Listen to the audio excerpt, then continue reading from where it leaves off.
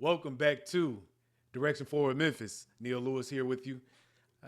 So we're going to go right into a bunch of news stories that I've been able to come across the past couple of days.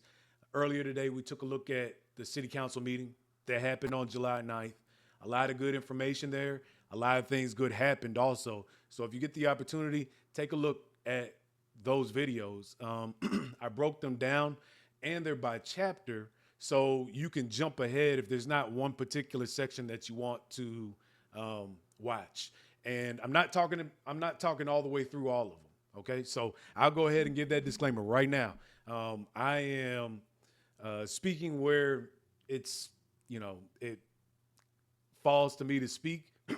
If I have an opinion about a certain thing, and then I let the rest run. And I also run it a little bit faster, so it's digestible. You can get through it quickly, and you already know what's on the what's in the video and at what points it's in the video. So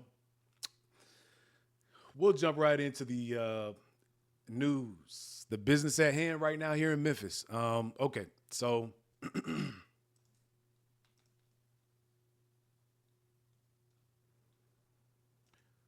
So like normally what I do, I'll go and I'll look at, I'll see certain headlines that come across the phone, and I'll open them up and skim through them. And if I see anything interesting inside that particular headline, then, I kind of highlight it and I'll put it in one of my little notes or something like that, so that I can remember to go back to it when I'm sitting down with you guys. But I do want to hear your opinions on these things, and I'm not going to beat a dead horse with this. Something we've been looking at for the past few series videos is the MPD assistant chief residency issues. It was brought up initially via the media and probably investigative journalism because they said they went into his voting record and all of that. Who knows where it originated from? It may have been somebody in the department, that shot it over to the media. Whoever it was brought up and it was a cause for concern. So we spoke about that and had a lot to say, as a matter of fact. But then after that, he ultimately ends up getting removed. And so now I guess they're trying to tie that story off with a bow and close whatever gap may exist, or make clear whatever rules they have in place within MPD as a result of the statewide laws. Okay, so in response to Assistant Chief Jones, MPD removes residency requirements after reports on Assistant Chief adds, deletes criticism policy. So let's see what they have to say. And this is a video, so we'll jump right into this video and see whether or not they have anything, new. I don't know.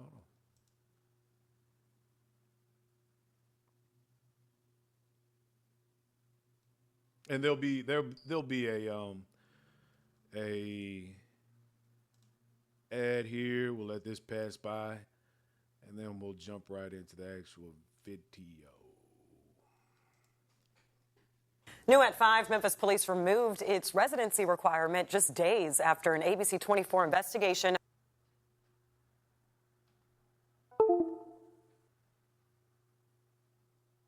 uncovered that Assistant Police Chief Sean Jones lives and votes in Georgia. We obtained documents showing the department changed their residency policy on Friday. Now that move struck down the requirement that MPD officers must live within a 2-hour radius of Memphis. Only ABC 24 News has brought you this story since the very beginning. Desmond Nugent has a reaction tonight from Memphis City Council members. And Desmond, what did the council chair have to say to you about this? Memphis City Council Chairman J.B. Smiley flat out told me something needs to change with Assistant Chief Sean Jones. No one is okay with this.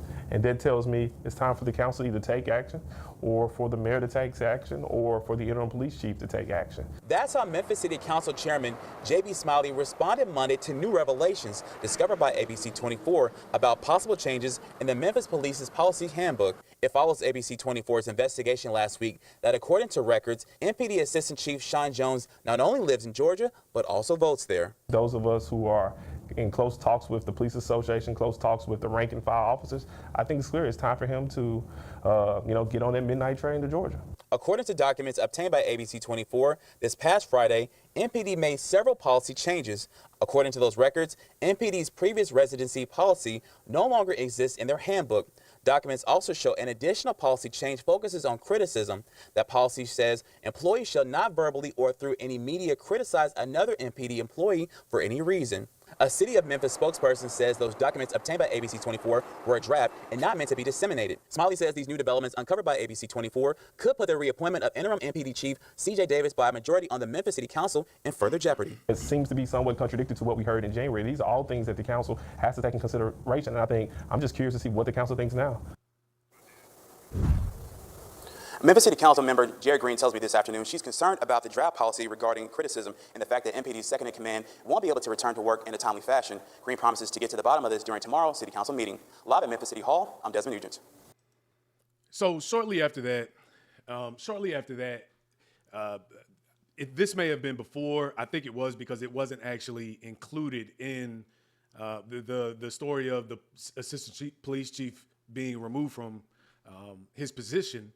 Wasn't included in this story here. All right.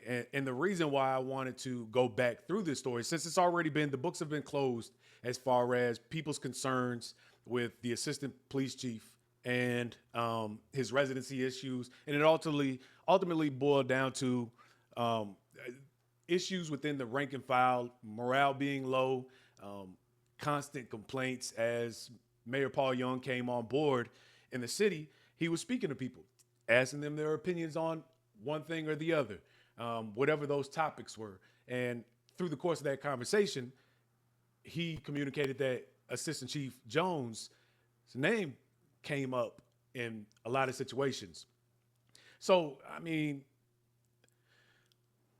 hey, you have to listen to your people when it's all said and done with. And since all of those things are going on, I'm quite sure that's why his residency requirement or residency status and any other thing were probably looked at fairly closely as well.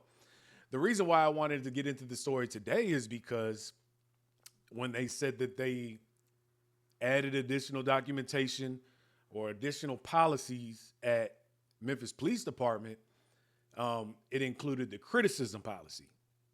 And okay, so let's make this very clear. We've already explained it up to this point. Assistant Chief Jones, his name came up in a lot of conversations.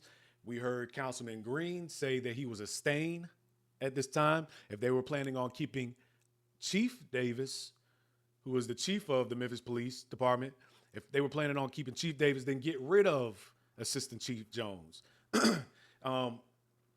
We also heard that Assistant Chief Jones served with Chief Davis in Fulton County, Georgia, at their sheriff department. So he was brought here to Memphis, and Chief Davis said at the time of his removal, it wasn't meant to be a permanent decision. We don't know whether or not that was, or a permanent hire, but we don't know whether or not that's actually the case. That's a convenient thing to say at that point in time when you're having to remove somebody that you originally put in to a position, and you're removing them because of some outside influence, not because of something you decided at that moment. Okay. So, and somehow all this information found its way to media in some type of way. Somebody had to go look up or know to look up to see whether or not Assistant Chief Jones is still in the Georgia rolls as far as voting, where his residency, his primary residency is, to see if he's a voter in the Tennessee area. These things have to find their way to the people that do the work, or either the information or the results from that information found their way to media. And former police union officials came out and said that there were issues with Assistant Chief Jones publicly. And those are things that we can go back, it's documented, we can see. So it's curious to me now seeing the criticism policy stating no Memphis Police Department officer can criticize another officer through media and then all those other forms of communication. So it's a big, look, it's a big CYA effort. Obviously, they're doing a lot of cleanup.